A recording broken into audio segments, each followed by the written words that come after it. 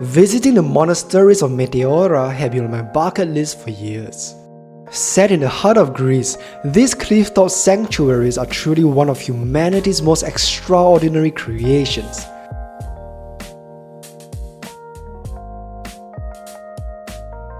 Fortunately, getting here from Athens was surprisingly easy. We booked a train to Paleofarsalos, then hopped on a bus.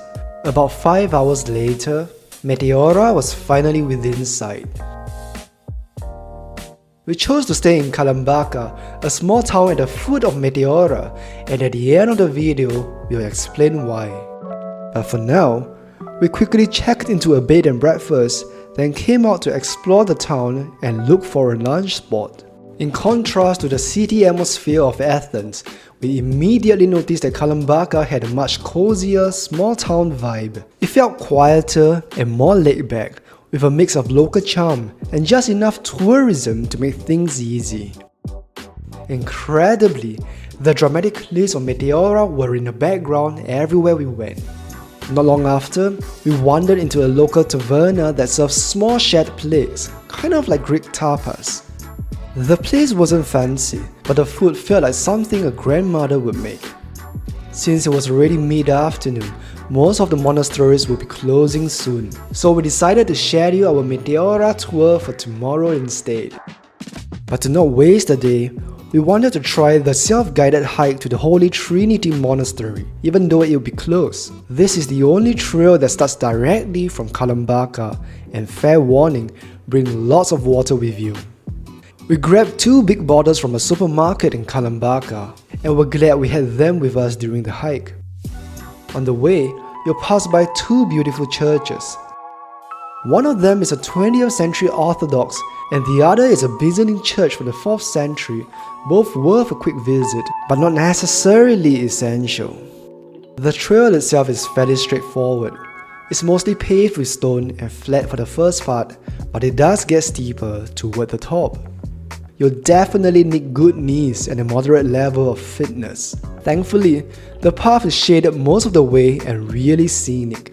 We barely saw anyone else on the trail, so we could take our time and enjoy the walk.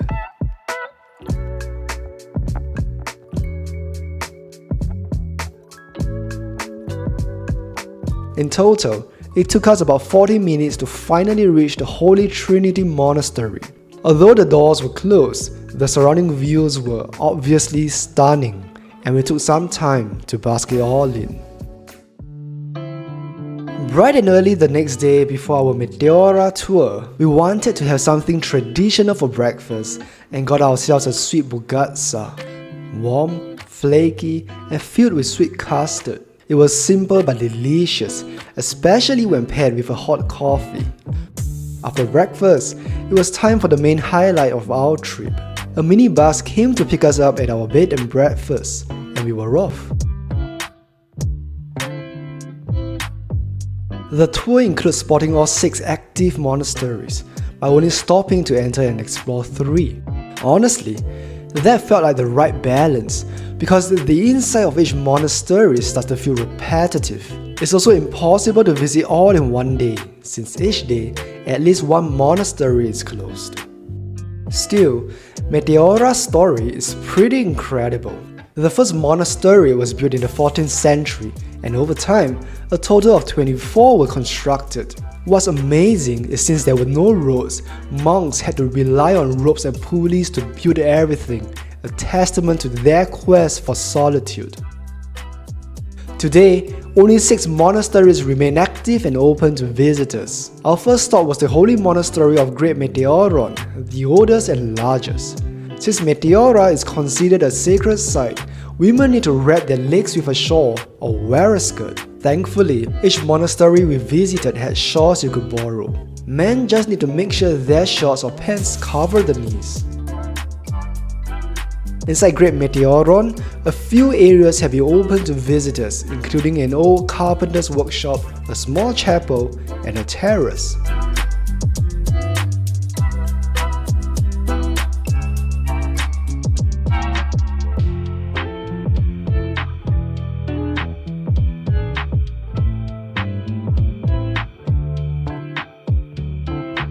The views of the surrounding Kars mountains are absolutely stunning. Standing up there, it's easy to see how this landscape could have inspired monks to seek a life of solitude and reflection, even 600 years ago. The next monastery we visited, Varlaam, was our favorite. It has a beautiful courtyard filled with flowers, giving the whole place a peaceful and almost garden-like feel. And inside, there are small museums where you can browse artifacts and religious items related to the monastery.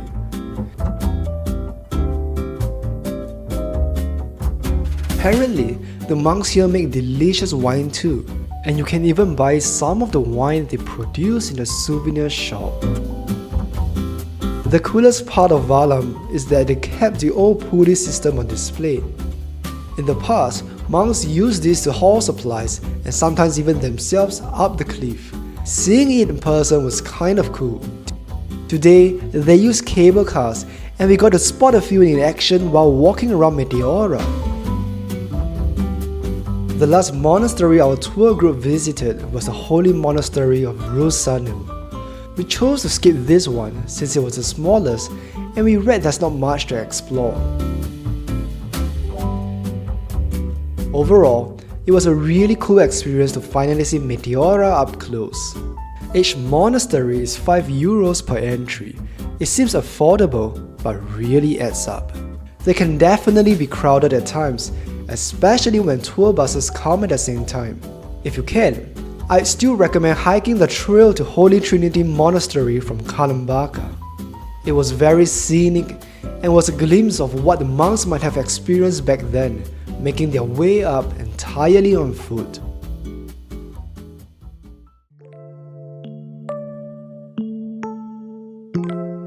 It used to be possible to take the Katel public bus to each monastery, but when we visited in May 2025, these buses were suspended. The bus station told us there are €15 tours that visit 3 or 4 monasteries, but only during the summer months.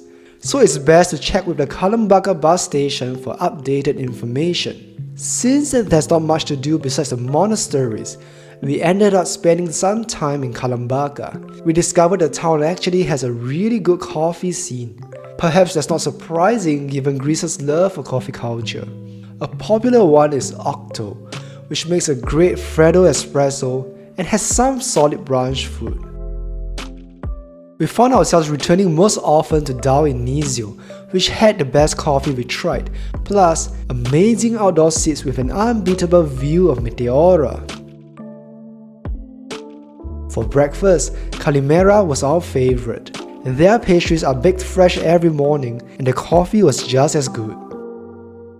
Plus, their window bar seats make it perfect for people watching. Now to answer the question, why did we choose to stay in Kalambaka? First of all, it's so near Meteora. When we arrived, we could immediately see mountains surrounding the town.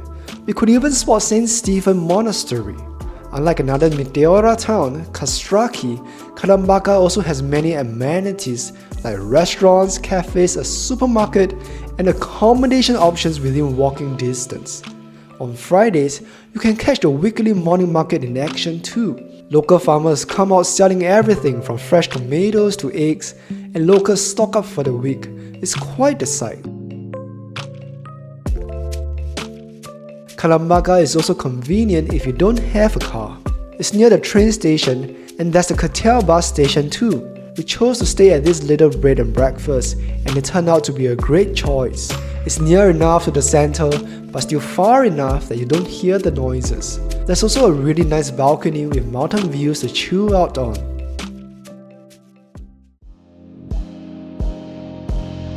To get to Meteora from Athens, we booked a combined train and bus ticket through the Hellenic Train website. The train took us from Athens to the town of Paleofarsalos. From there, we transferred to a waiting bus just outside the station. Once everyone had boarded, the bus left straight for Kalambaka. Instead of dropping us at the bus station, it stopped at the Kalambaka train station. The whole journey took about 5 hours, and the transfer at Paleofarsalos was quick and straightforward. In total, the tickets cost around €31 per person. After 2 days in Meteora, we took a bus trip to Gjirokastra, a charming and beautiful town in Albania. Click this video to check out our adventure there.